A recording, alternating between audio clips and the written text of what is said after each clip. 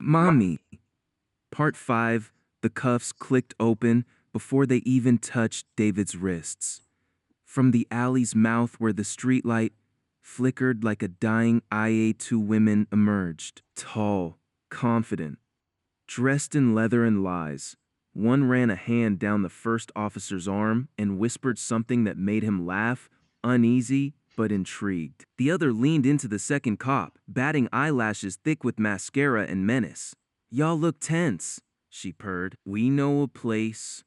The officers hesitated, glanced at each other, at David, still on his knees in the dirt. Then, with the lazy arrogance of men who thought the night owed them something, they followed the women into the shadows. David didn't understand, didn't question it. He just felt hand-strong, silent grab him from behind. A hood slipped over his head. Not rough, not gentle, just efficient.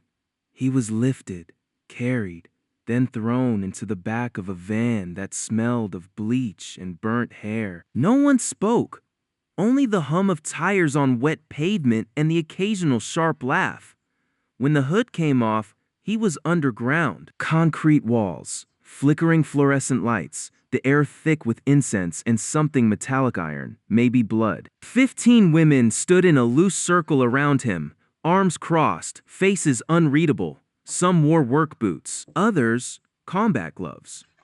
All of them looked at him like he was a stain they'd been waiting years to scrub out. In the center of the room sat a figure on a folding chair draped in red velvet, big, bald, wearing a long, curly auburn wig that looked like it belonged in a 1970s soap opera. False eyelashes, lipstick slightly smudged, a silk robe embroidered with strange symbols. "Jack Lee," the figure said in a voice both gravelly and theatrical. "And you, David Toth, you've been very bad." David tried to speak, to scream "Mommy," but his throat seized. His limbs wouldn't obey. What happened next cannot be described, not out of censorship, but because David himself would never remember it clearly. Only flashes, cold steel, chanting in unison. Laughter that sounded like breaking glass, a needle, a mirror, a voice whispering, "Men like you don't get to come back."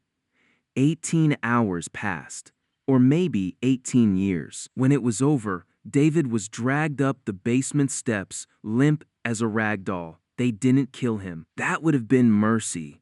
Instead, they left him exactly where the world had already decided he belonged, face down in the November snow.